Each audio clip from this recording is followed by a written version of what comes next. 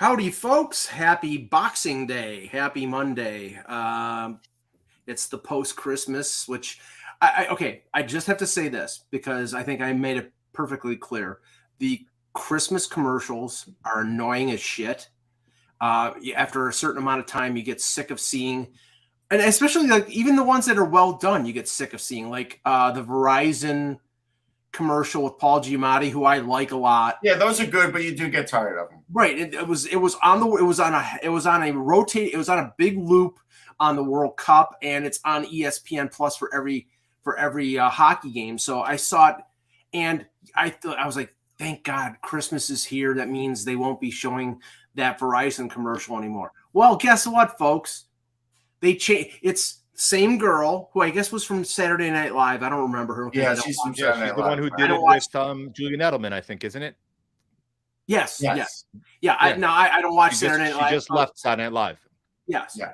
So it's her with Paul Giamatti, but Giamatti now is not Scrooge. He's Albert Einstein. Right. Like, oh my God. So now we're gonna get away from it. Yeah. Oh, he raked in the money on that one, and God bless him, So, but okay, let's start us off with the pre-show. Go ahead, Russ. All right. So one hockey, one non-hockey. The hockey one is the quest to find David Jiricek's gear.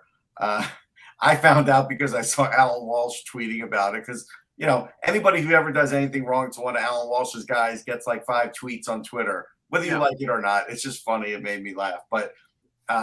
Air Canada couldn't find, Jiricek's gear. There's some real horror stories with Air Canada as far as looking online, seeing pictures of luggage just being in a room everywhere, and then not being able to locate it to the people or getting it to them in time. And so the problem is because he's 6'6", everything is custom, and they don't really have a way of getting him other gear. Although you would hope that another big guy from another team would help him out. But it'll be interesting to see if Jiricek can get his gear before the game, before Chechia plays. Well, just one thing. It's like if Alan Walsh is begging for his gear, then it'll be hidden forever because nobody. No, Air Canada responded to him online, but who knows if that solved the problem or not. I don't know. Steven Stamkos had an interesting story the last time Tampa Bay was in Toronto. Apparently, he had gear, like his gear, his sticks and things of that nature, mysteriously got lost when he was flying out of Toronto, and it was his theory that it may have fallen prey to the baggage handlers who wanted souvenirs of Stamkos. So like but they wouldn't do that with Jiricek. Stamkos, I could see it. Yeah. Jiricek, I don't think I could see it. Well, this is why, we have a lot of friends, right, Mike, that are writers, and Kevin has them, that they're not flying out of Pearson anymore. They're flying out of the smaller airports because Hamilton.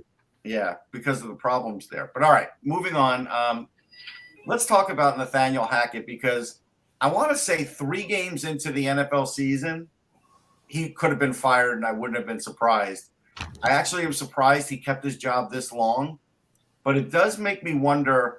And again, I feel like, and you can tell me if I'm wrong, Kev, but I feel like even though NFL teams could burn money, maybe they should have clauses in their contracts like, hey, if you don't last 10 games, we're only going to give you half your contract or something. Because there's so many coaches now being paid that get fired way before their time is up in that league.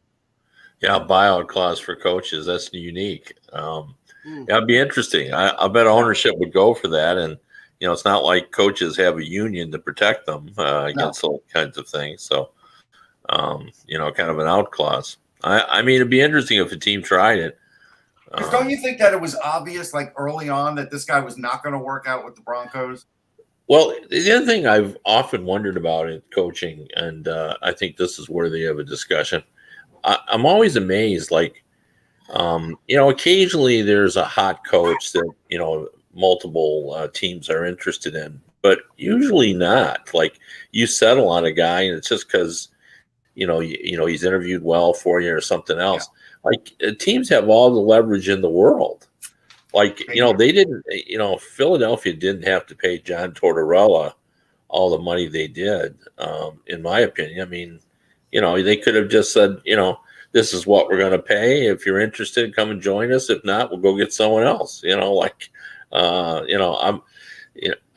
just seems like teams don't use the leverage they have, not just in the NHL, but in the NFL as well. Well, I mean, look, first, I don't think most coaches are going to go for it. I mean, you can argue that a coach might be desperate and go for it, but I mean, just as important as Hackett, Russell Wilson looks horrific. I mean, you can blame Hackett, you can blame the offense, you can blame the offense coordinator, but they gave up. I mean, Drew Lock is nothing special, but they gave up Noah Fant. They gave up 2 firsts, 2 seconds, and a 5th for Wilson. I mean, that cripples your franchise for years, and they're paying him a fortune of money. At the time, it seemed okay because we all didn't believe Russell Wilson was finished. Now we look at it and we say, wow, that's terrible trade. Well, Seattle's much better off with Geno Smith right now, to be honest. It's almost like that, Denver kept Nathaniel Hackett around so they could tank to get their first-round pick. The problem is their first-round pick is in Seattle. Right. Yep. So, they're going to give Seattle probably a top 6, top 7 pick. Kev, just touching on the NFL, I mean, honestly, I've never seen a more crazy year. Minnesota winning a game on a 61-yard field goal as time expires. The playoff race in the NFC where like every team loses and Green Bay wins, so now Green Bay is still alive for a wild card spot. I mean, it's nuts. It is. It's really fun. I saw a guy made a comment on it saying, I'm usually he said I'm usually kind of a Scrooge when it comes to the NFL. He said, but he's never been more entertained than he's been this season. It really has just been wild and fun. For all the goofy things that has happened, and from my perspective in Detroit, where they're trying to get into the playoffs after a lengthy absence, they didn't get done what they needed to do. They didn't play well and lost to the Panthers, but all the 3 teams that they needed to lose did lose. And as you said, one of them in crazy fashion, New York rallies to tie that game, and then they end up losing in overtime on a lengthy field goal. So, it's just been a fun year to be a sports fan. There's been a lot of nuttiness happen. You look at even in baseball with the Judge, home run situation and his contract situation and the crazy numbers that were thrown around.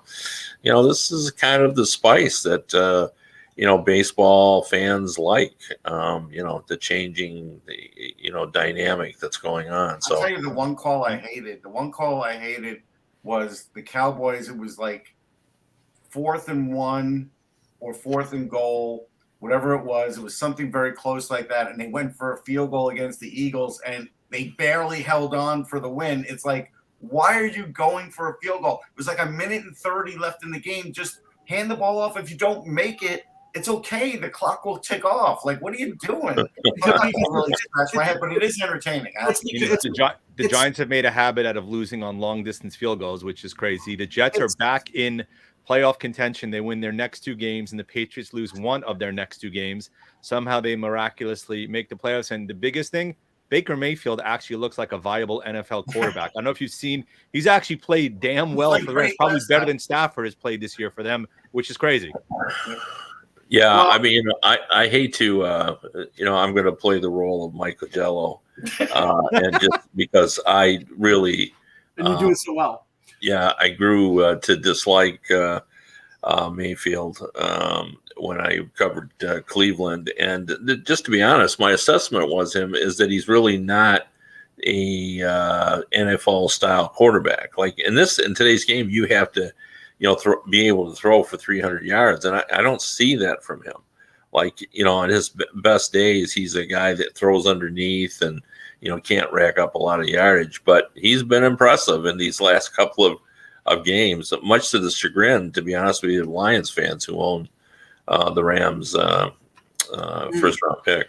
So, well, I'll just say this, and I have to ask Jan and Russ this specifically: who is worse off right now, in terms of quarterbacks? The Jets with their 3-headed monster, or whatever. Technically four. Four-head, right? Yeah. So I forgot the CFL quarterback, or the Miami Dolphins with Tua Tavangiola. I always butcher his. I'll just say Tagliabue. Yeah, but midway through the year, he looked like a Pro Bowler. Now he's a disaster. Well, I don't know. Like they're like in a situation where I think they have to sign him to an extension after this year. I mean, they don't have to. I like They don't know what they have. at the beginning of the year. I feel what you're saying now. I can't really say until the end of the year. Me personally, he's better than Mike White, but I might still take Mike White from a leadership standpoint. That's all. Well, I mean, let's just say, look at his numbers pre-concussions and post.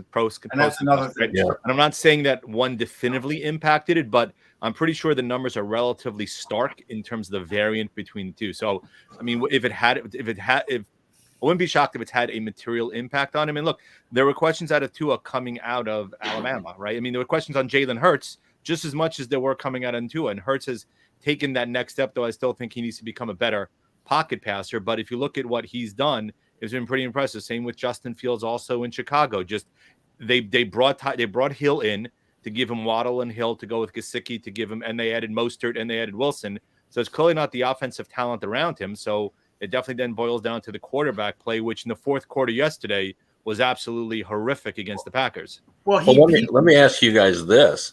I mean, it seems to me in the NFL now, we are now bringing quarterbacks in and placing huge expectations on them at a much younger age, and then watching them out before they even used to start in the NFL. Yeah, no question. I don't like what's going on with that. I don't either. Sam Darnold's a good example of he hasn't thrown an interception in 4 games. If he beats Tom Brady, which is a big thing, but if he does, they actually win their division. I'm with you, Kev. All of a sudden, it's like now it's a 2-year developmental cycle. Like, what's that? Yeah. Look at Mahomes. Mahomes sat a year behind Alex Smith, gave him a chance to learn Reed's system. He got snippets of play the latter part of the year, but when he finally got in, because he hadn't been rushed, and granted the talent that he has, clearly he benefited from the fact that he wasn't thrown into the fire immediately. But teams are reluctant at times to sign veteran quarterbacks as placeholders or let players learn, even though you still have them for the 3 years, and then you have options on them for the 4th and 5th year. Although, the funny thing is that, like with Josh Allen, the plan was to do what they did with Mahomes, was to sit him a year, and then Nathan Peterman got hurt, and I think threw 5 interceptions, and then they put Allen in. Right. And Allen had a rough first year, but he learned, and now he is and now if you look at the AFC East, Tua is a big question mark. The whole thing with the Jets is a big question mark. Mac Jones is a disaster in New England, and the only one who right now is established is Josh Allen, who's only 25 years old. So it's, maybe a long time before anybody else wins the division there, guys. Well, not all. As Mike self-pats as a Bills fan, so. Yeah, one size doesn't fit all. There'll always be, like Mahomes, I think, is an exceptional talent, and so I don't know that we should kind of judge others based on him.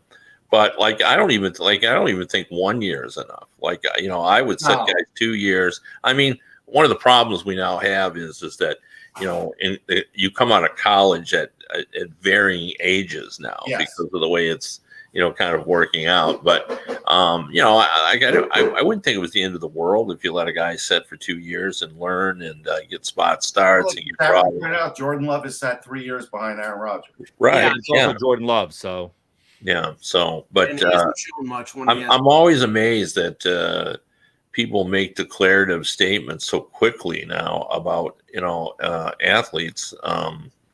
And, where really we used to give them more time, and, that system used to work as well. So it's just a new world, I guess. All right, let's start the show. Hello, Hockey World. Today is Monday, December 26th, 2022. I'm Jan Levine. I'm Russ Cohen from Sportsology. And Mike, keep waiting for that Super Bowl. Kevin Allen. And I'm Michael Liddell, 1969. And this is the Hockey Buzzcast here on HockeyBuzzcast. Sorry, when did the Bills win one?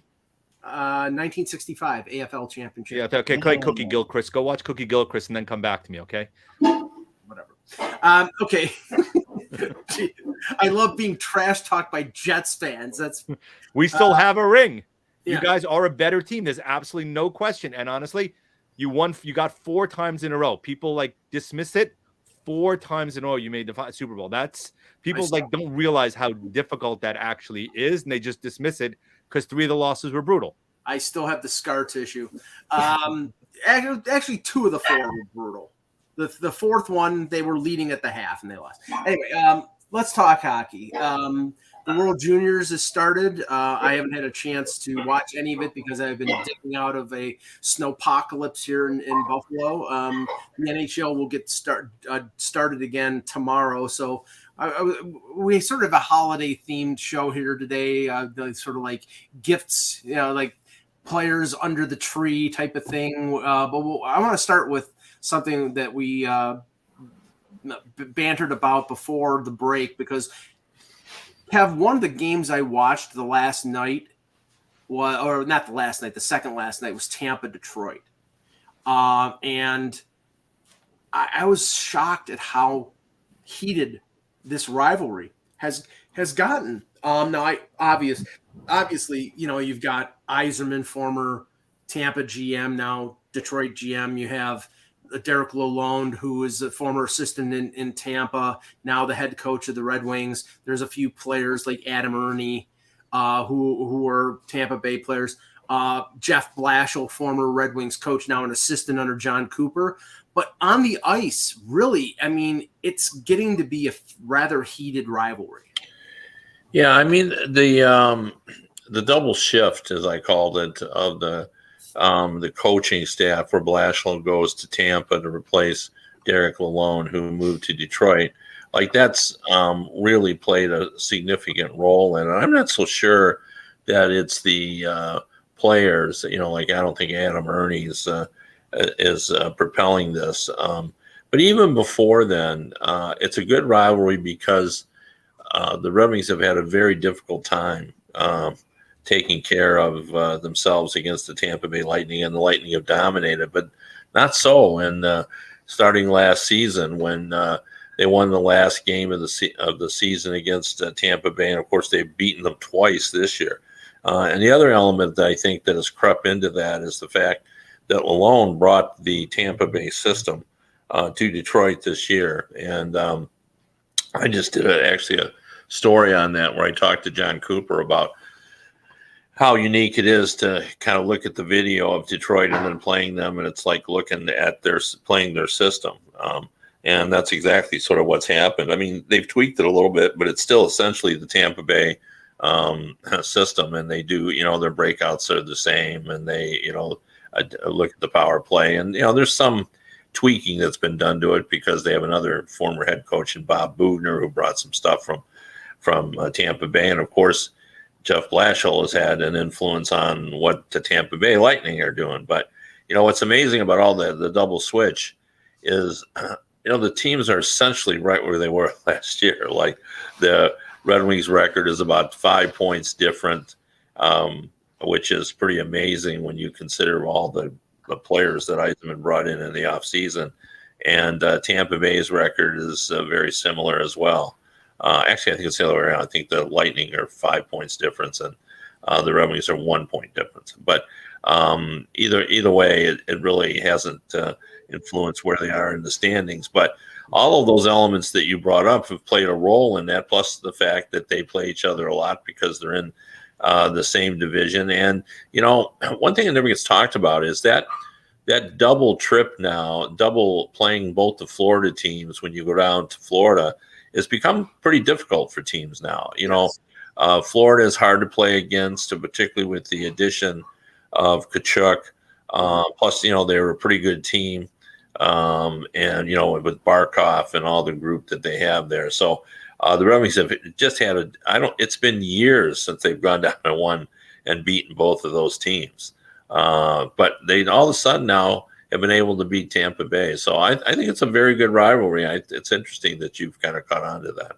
One thing I would say is, as I've been watching both of these teams and then, know a lot of the prospects, especially with Detroit, as good as Detroit's system is, and I like it a lot, and I like the prospects they have, I don't know if they'll ever have anybody as good as Stamkos and Kuznetsov. That's the only thing.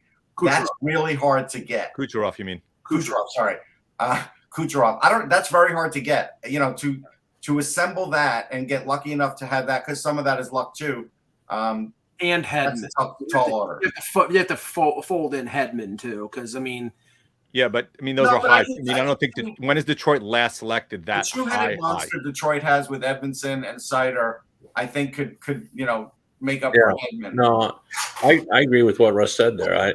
That is, they really have not drafted forwards that can come close to matching those guys, and the defensemen are pretty good. And I mean, you realize how difficult it is to build through the draft when you see.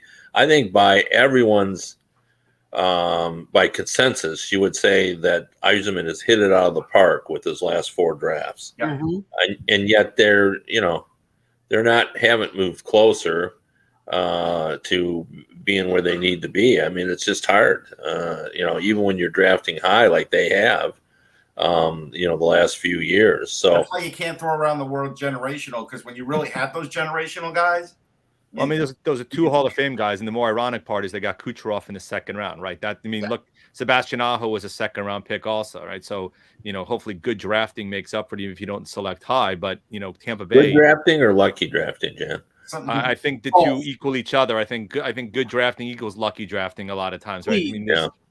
Look, I mean, the Rangers are Henrik Lundqvist in the 7th round. I mean, it's a dart throw, and you got lucky on to get a generational goalie. I mean, with Tampa, at least they had a lot of high picks. Hedman, they got Stamkos, they just were horrific for a while. But there's no guarantee, as we've seen from Edmonton, just because you hit on high picks year after year, that you're going to get the right guys every single year or have the right guys be in the draft every single year to take that next step forward. Detroit is building the right way. I mean, the question is, do you look at Florida? They made a huge trade because they felt they needed more toughness and got Tkachuk. But the problem is honestly, Alexander Barkov, in my opinion, has had a horrific year. I mean, the guy was phenomenal last year, and would be an injury and otherwise he's really struggled. And most teams would still take him. I'm not saying that. I would disagree with you about him having a rough year. I mean, he had pneumonia for 7 years. He's had a lot of injuries and stuff like that. But the viewpoint is Tkachuk is the guy that got to take him to that next step in the playoffs that they felt they were missing. Though they're just missing Mackenzie Weegar now on the back line.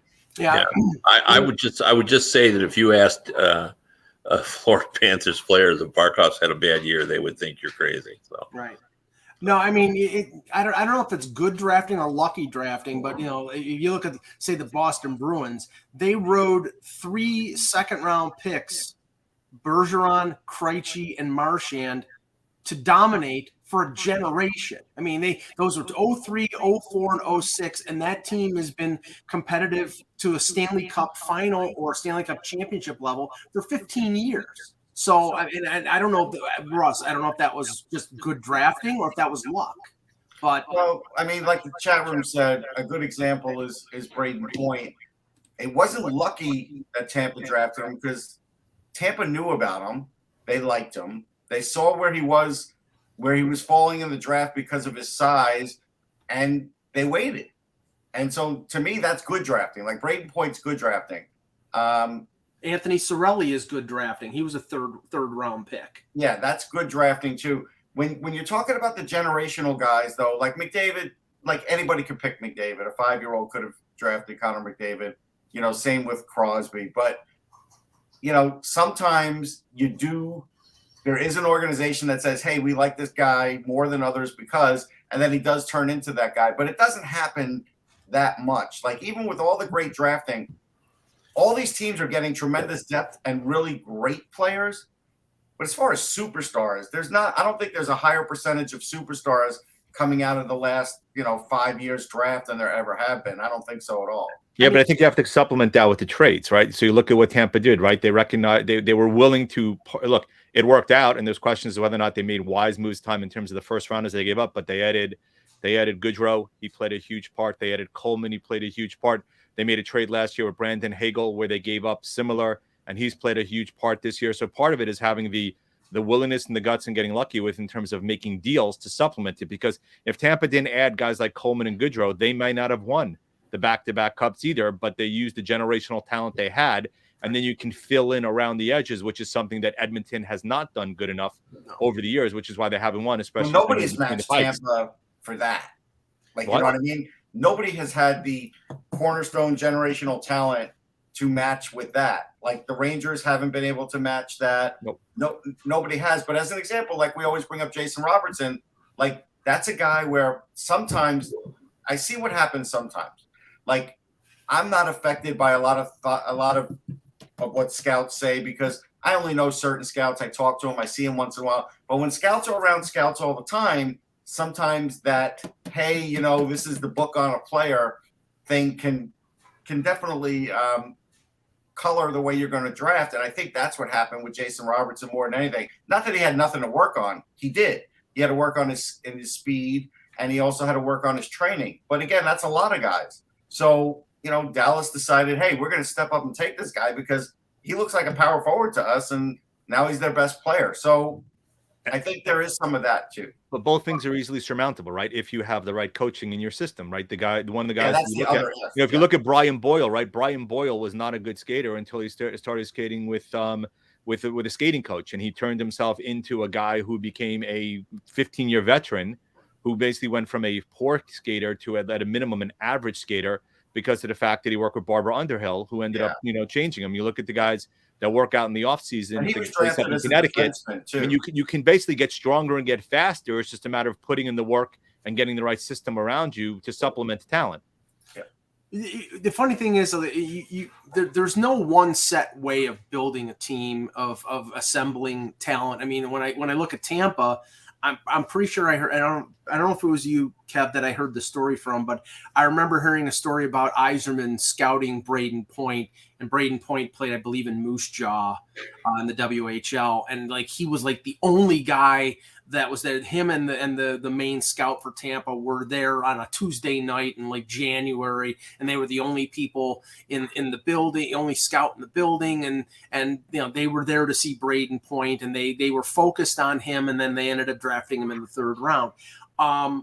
This is the same general manager who drafted Jonathan Drouin 3rd overall. So, you know, on the one hand, you draft Cirelli. On the one hand, you draft Braden Point, and then you draft Drouin 3rd overall. And, okay, you know, there's success in one area and there's failure in the other area.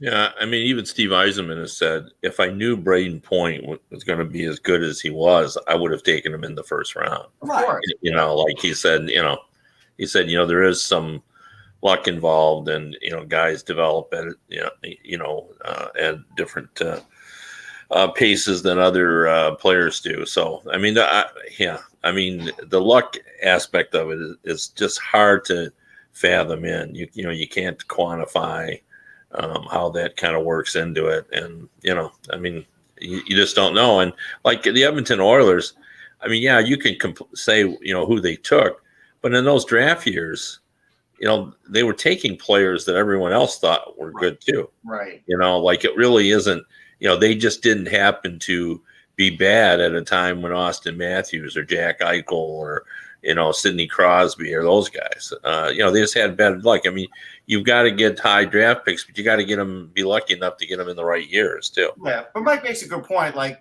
Colton Parayko, not everybody was going to Alaska Fairbanks to go scout him.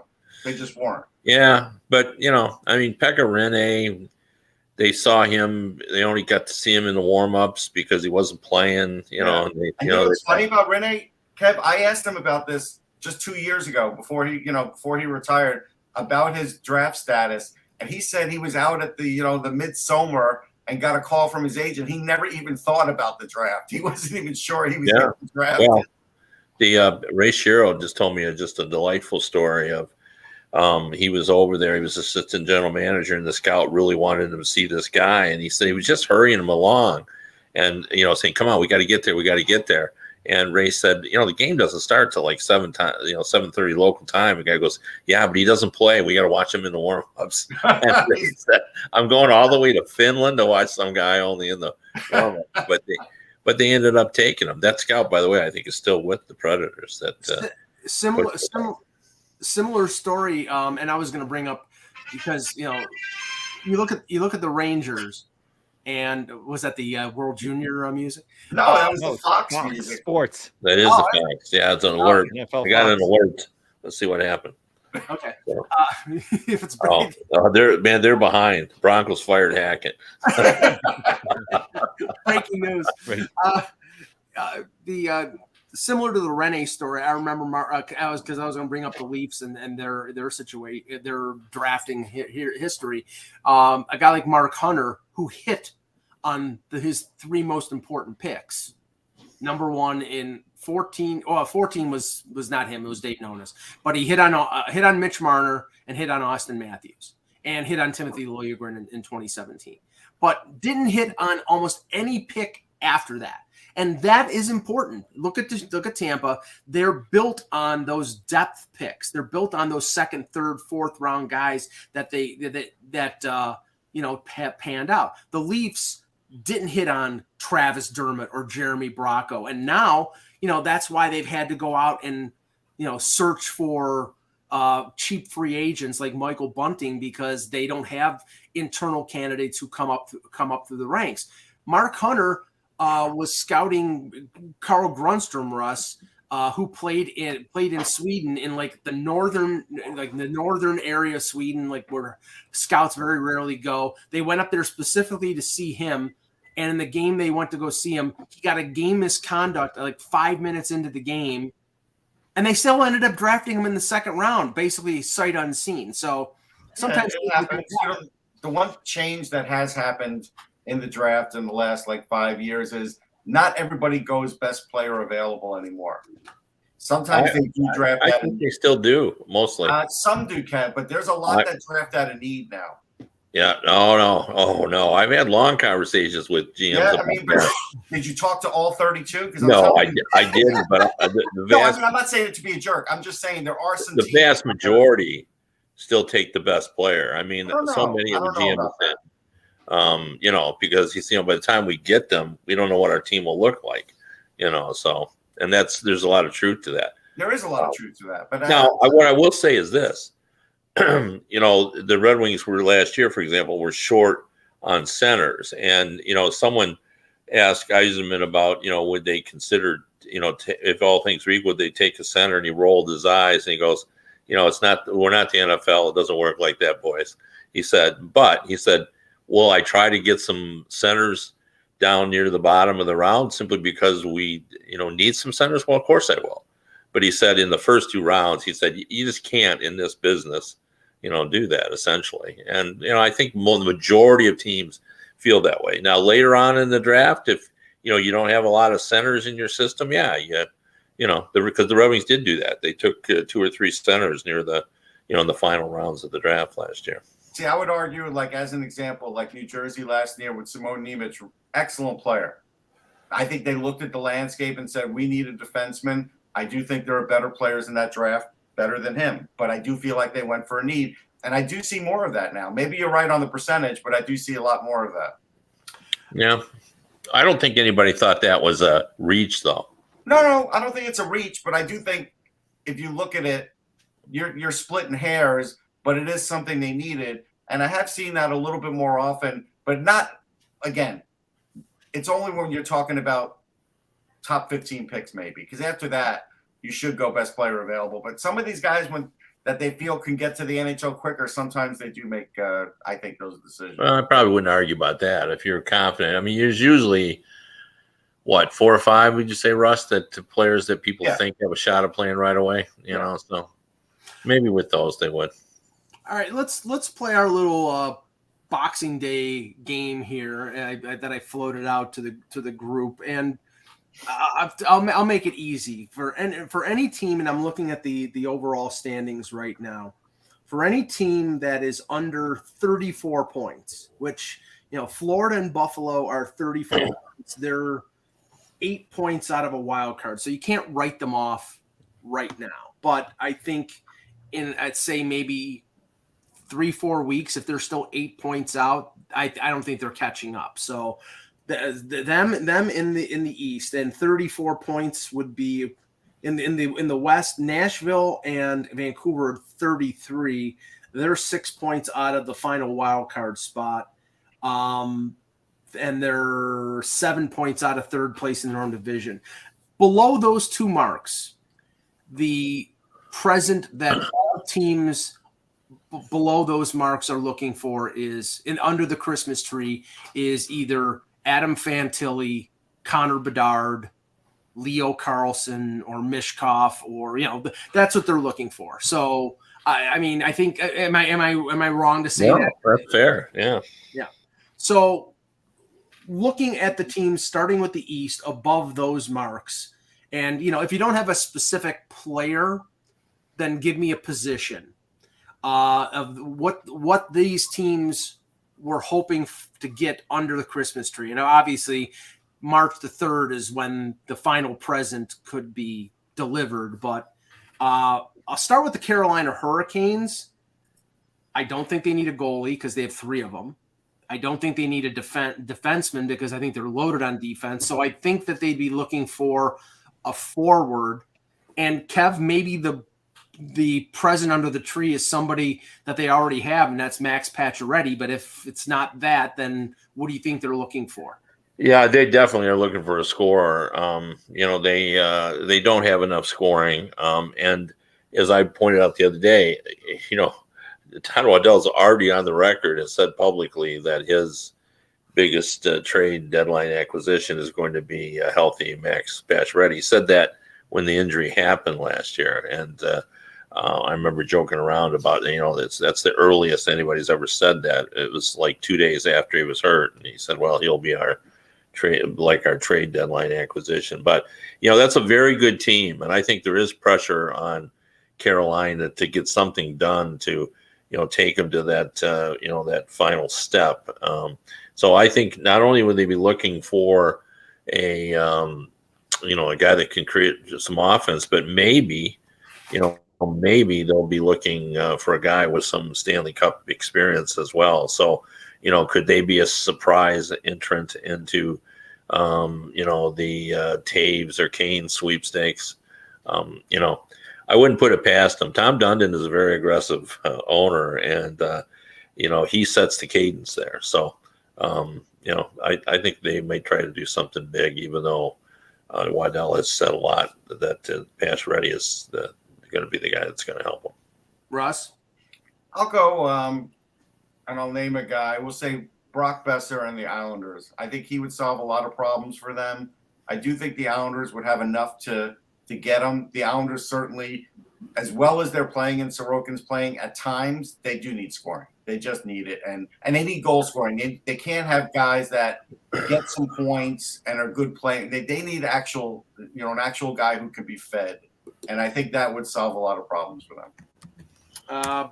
Jan, either Carolina or pick any team that you want to.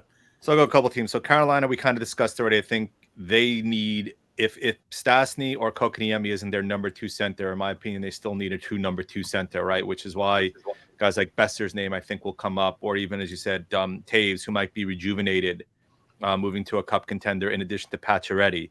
The Devils, I think they're playing with house money right now. It's been interesting to see. Andre Palat should be back in a couple of weeks, which will help them and lengthen their lineup.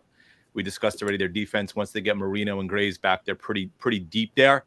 So you could see them maybe getting another forward, though I do think that they probably won't go crazy just because I think they believe they're ahead of schedule. I mean, for the Rangers, it's twofold. It's one, getting a top 6 right winger if one of the guys on that team don't step up and become that guy, right? And we all know the name that's been prominently mentioned since before the season starts. And then secondly, it's a third pair left-handed defenseman, right? I've Jacob Chychrun's name has come up a lot, but I don't think they're going to go that route just because of the length of the contract. I could see them getting a guy like Dmitry Kulikov, who I think would kind of help them as a third pair left-handed defenseman, a little toughness, can play the penalty kill, guy whose contract is expired. I mean, there's a couple other guys that are out there. I think it's Edmonton's been mentioned from Montreal, but he's got another year left and not a lot of term, but enough where the dollars could be an impact. But the post you just posted, I mean, Timo Meier would be great. I do think, though, as a RFA, not a UFA, it's going to be relatively cost prohibitive for New Jersey to get him unless they're willing to move one of the big boys. And if they think they can re-sign Meier, I mean, Nemec and Hughes, I think, would be one of the guys that would be wanted, but I don't know whether or not New Jersey is going to be willing to pay that price to get him. Well, they have a lot of money dropping off with Severson. Yeah, money's not an issue. It's more so, are you willing to pay that price, right, to get what Timo Meier is going to cost you in terms of your prospects that are in your system? I mean, the thing about Meier, and that's talking specifically about the Devils, but just across the board, Kev, that people don't realize, because everybody talks about him as a UFA and he's an RFA. He's an RFA, yeah, with ARB rights, and the qualifying offer on him is over $10 million. So that's going to scare off a ton of teams. The only teams that have a ton of cap space that could qualify him or that would be willing to sign him long term are going to be in on Meyer. Yeah, I mean, I thought someone mentioned, I can't remember who, that you got to sort of look at him as a rental, and just kind of let him go, right? Afterward. But not qualifying. Yeah, exactly. But I think the Rangers really do need to get a forward here. Like Russ pointed out that the Islanders are going to need some scoring. Well, they're an average scoring team. The Islanders are. The Rangers only have 3 more goals than them. Like, they could use another score. Presumed scoring though. Yeah. Oh yeah. No question. No question. but anyway, I think they will make a move for some scoring as well. And I get that people want them to adjust their defense too. It's going to be interesting to see if they go into another tailspin, what happens with Gerard Gallant. It's really remarkable how he was the toast of the town, and then in such a short period of time, everything has changed there for him. So he just doesn't have a long shelf life, Kev. It doesn't seem that. It's really 3 years on that too. Yeah. I mean, to be right, third year is this thing, and the thing, there's a couple things. I mean, you could probably speak better to this, Kevin, than I can. So there were some questions when he was hired also, just because of the fact that he's more of a CEO type. I mean, he didn't reach out to the players when he first started in terms of kind of getting to know them. He defers a lot to his assistant coaches. If his press conferences certainly leave a heck of a lot to be desired in terms of getting any sort of information. Granted, he's very close to the vest. So when things kind of went south, he didn't have a lot of necessarily cachet, despite the year last year, to build upon, based upon the fact that he's been exited everywhere else by year 3, which kind of has the history of in everybody's back of their mind, given what's happened. Florida, Vegas, that's kind of prominent in people's mind when they think about Gallant, especially Ranger fans these days. Yeah. Well, go ahead. I would say the same thing about Gallant is there's nobody in the wings that I would say you could put in there and say, all right, let's go with him because Gallant's not doing it. There's nobody. So I don't see him getting fired this year, no matter what. Yeah, I mean, I think right or wrong, the impression of Gallant is that, in this era where coaches come in at 6 o'clock in the morning and break down film and use advanced analytics and, underlying numbers is the new, phraseology that they use.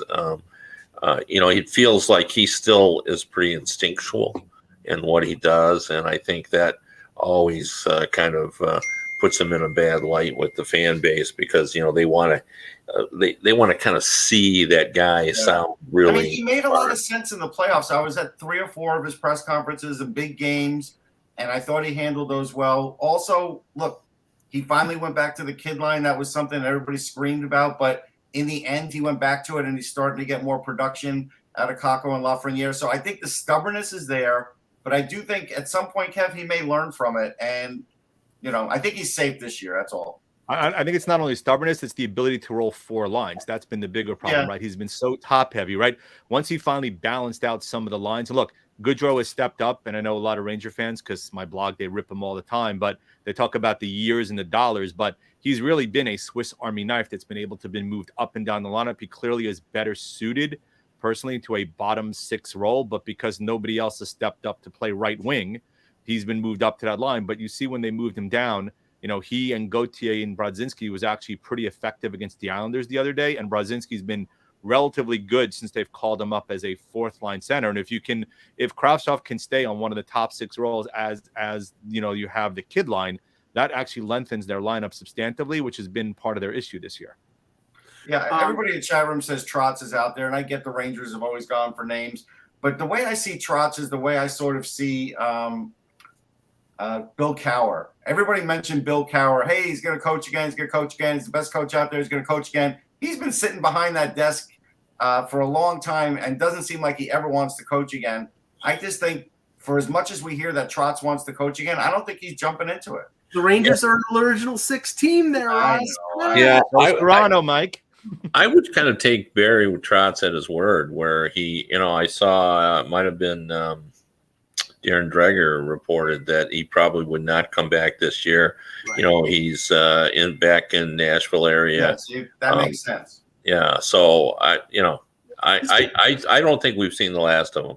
No, he's got the final year of his contract from the Islanders, so he's enjoying that money and enjoying. Yeah, and I do think as I recall, I hope I have this right. It wasn't his daughter starting a business, and he was helping out with that. Yeah, so something of that nature. And so a late season replacement for the Rangers doesn't seem likely. No, it doesn't seem that likely to me either. So no, just touching on a few teams in the East before we swing west. The Bruins. I think they'd be probably looking for a top 9 forward.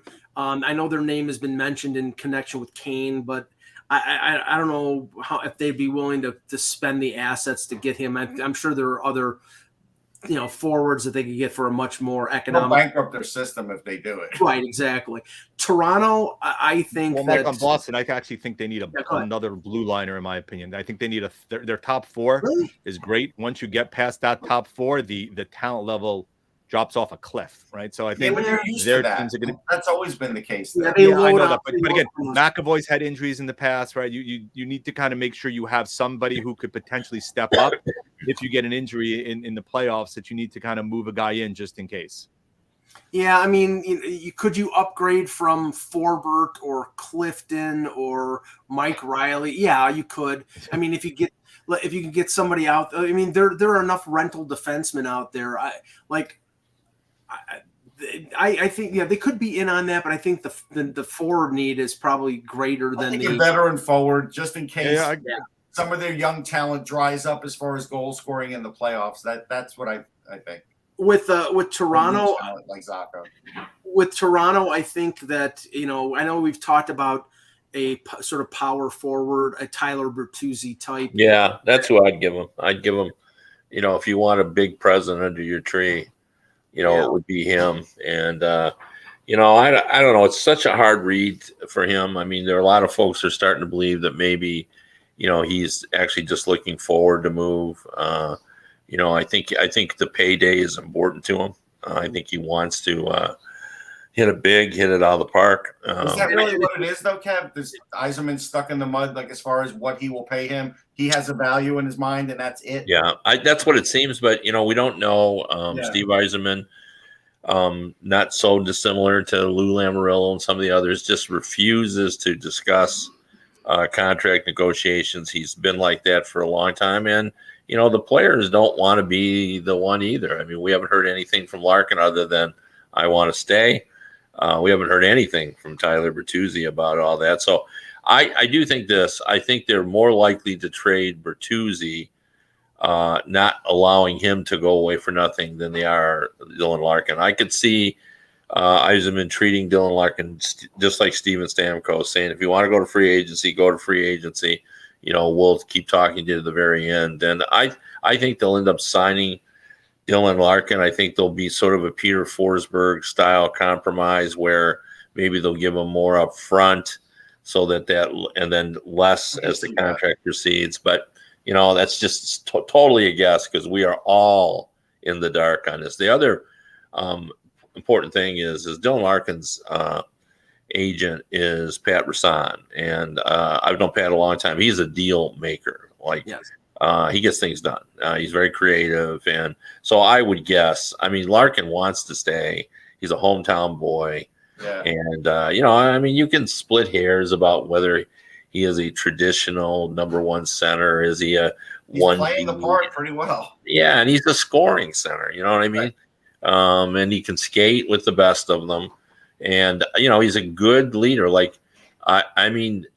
His coach helps his case almost every day by reporting the underlying numbers show we lose something when Larkin is not in the lineup, and they lose a lot. So I think they'll get it signed, but I think they will move Bertuzzi if they feel they can't get him signed because, they know he's going to fetch a lot. There's always rumbling about teams because Bertuzzi, and I think he knows this. I think Bertuzzi understands that he may be made for the playoffs, his style, and that he could really have a good playoff and maybe increase his value in the offseason. If the NHL had a franchise tag like the NFL, do you think they would franchise Bertuzzi because there'd be a set value then? Yeah, interesting. Yeah, that's as much as people complain about the franchise tag in the NFL, there are certainly some GMs that would love to see that in the NHL. And power forwards like him with an edge, they're very rare. Few and far between right now. Now, I'll give you a name for Tampa, but now people say, well, Tampa. Believe me, Julien BriseBois is going to make a deal before the deadline. He will find a way to open up cap space, whether it be LTIR or get a team to retain. They have enough assets out there. The guy I looked at was Gavrikov because they have a history of trading with Jarmo Kekalainen. They brought David Savard in from there. I think they're going to look to improve the bottom pairing, on their blue line. And if they don't go out and get Luke Shen, who they've had a couple times, maybe that's a guy because he's only making that $800,000. Gavrikov is a type of defenseman that would fit with what Tampa is looking to add. So I think that's who they would maybe go after. I think they're going to have a lot of competition, though, for Gavrikov, right? Sure. 2.8 million UFA. If they eat salary, it's a minimal hit. I think you're going to have at least half a dozen teams in on getting him, which is going to up the asking price for him. But look, BriseBois, as you said, has a history of making deals. They're willing to, quote unquote, overpay in people's eyes to get people they think are good fits, which is shown historically. They've done with, we saw with Coleman, we saw with Goodrow, we saw with Hagel. So I wouldn't be surprised if he's got to up the ante a little bit to get him to make sure, then BriseBois will try to do that to make sure he pulls him away from somebody, and also earlier rather than later so he can be indoctrinated in their system and be a seamless fit come the playoffs. I got a player too for Tampa. Go ahead. The player that I think, and there's some logic to it, would be Ali Mata from Detroit. Yep. He's an exceptional stay-at-home defenseman who already has more points this year than he had all of last year in LA, simply because he actually, if you recall, he came up, he was a two-way guy, and then he realized in order to be successful in this league, he should convert to being a defenseman first type guy. And, Hronik's had a really unbelievable year. That's a lot of Ali Mata. I mean, not that Hronik hasn't played well, he has, but Mata is a really safe defensive player. We know the history between Yzerman and the Lightning. He and BriseBois, talk all the time. Cooper and Blashill and Derek Lalonde are all friends, really close friends. I could see that happening. But the Red Wings are going to try to re-sign him. I don't think there's any doubt. I'll give you one. I would say JVR to the Capitals. Because the Capitals have a need for a third line guy, like Aubé Cabell's right now on a third line. And it says here with Eller and Johansson. And Johansson's had a really good year. Eller's always good. But if you add JVR, add him to that power play, he's not going to kill you as a third liner, and he'll add to your power play. That's the kind of thing. The Capitals need a little something to keep them where they are right now because they're not quite there. And I think they've gotten over their defensive struggles.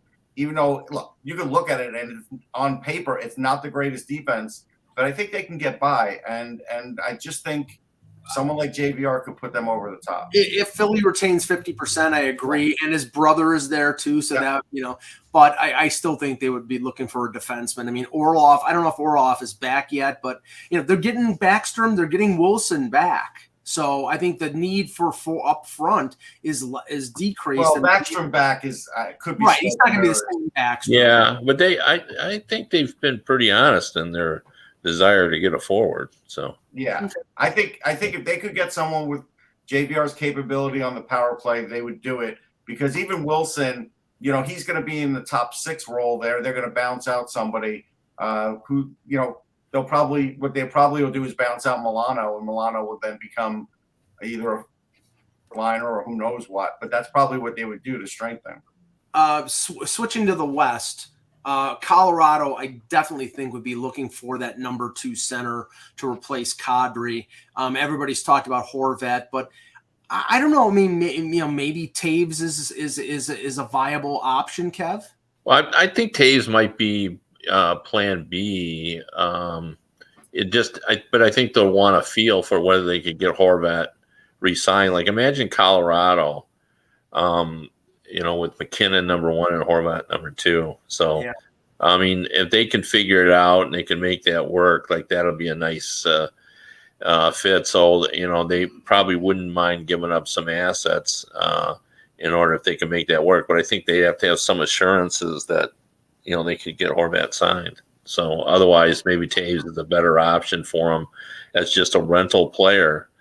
Because, Taves is doing fine offensively and, he's a good two-way player and he's smart. Yeah. And he knows about winning. And that's what Colorado wants. They want to make a real good run and trying to win back-to-backs. Yeah, just to answer the chat room, I don't think Carlson's going to be out, even though he did take a slap shot to the face. I think they already said he's going to play. I think that's what I saw. Los Angeles, Jan, this is where I have Chychrun going because defensively right now, 128 goals against. That might be more the goaltending, but I do think their blue line, they have Doughty, they have Mikey Anderson. I think they have some good blue liners. I do think guys like Sean Dursey, who's a young defenseman who has not mastered his own end, is hurting them. I think they need a top 4 guy who can eat 20+ minutes, and Chychrun has obviously been out there for a while, and they have the assets to be able to trade for him. I mean, the question though is, do you think Jonathan Quick is going to rebound because he's been brutal lately, or are you basically pushing your chips in the middle on Phoenix Copley as being your starting? Yeah, goalie? that's a tough. Because Peterson hasn't yet figured it out, and he's obviously back in the minors, so there's no question LA needs defense. I mean. Maybe they make the deal even bigger and bring back Carl Vejmelka in the deal, including Chychrun. Who are you giving up in that deal? Because since Chychrun is kind for a couple more years, you're going to have to part with. How about Quentin Byfield?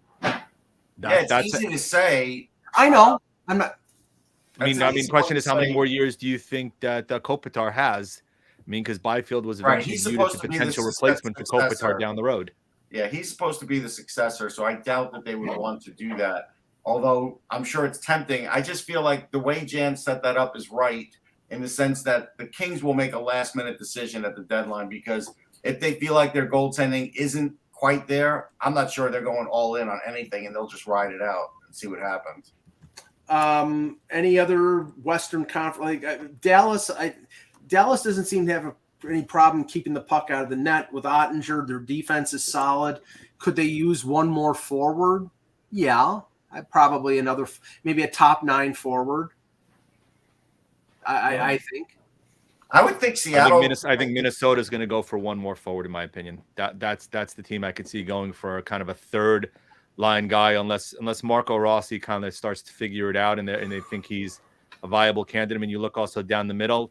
Their center. I mean, Eric Sinek has been fine, but Sam Steele and Frederick Gaudreau, that's a team you could see potentially making a move for a second or third line center to help bolster what you have, because with Kaprizov and Zuccarello and Boldy, you have talent and tremendous talent up front. You just need to supplement it with probably another body or two, maybe. I don't know if they'll upset the chemistry with Steele. Like Steele's finally made it. It could be a second or third line guy they bring in. That's what I'm saying. Yeah.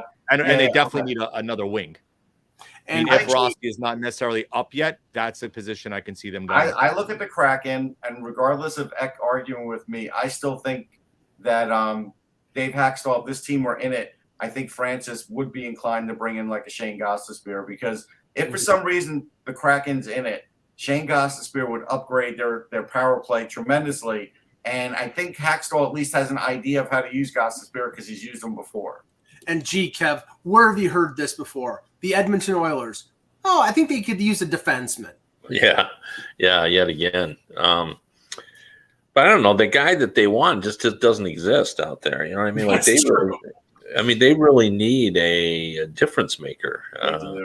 And I just don't see anybody, giving one of those up. So that's the biggest problem. So that they have. I mean, you got to get those guys in the off season, or you got to, either through a trade or a free agent acquisition. And unless there's somebody out there that all of a sudden demands a trade that's a good defenseman. Yeah, right. I mean, I say those don't happen, but they happened last year. Lindholm went to Boston. So, right. So maybe there's a guy out there that we're not thinking about. Yeah. All right. Great show, guys. We'll be back tomorrow with another edition of the Hockey Buzzcast. For Jan Levine, for Russ Cohen, for Kevin Allen, I'm Michael Agello. Thank you for watching, and remember, without the buzz, it's just hockey.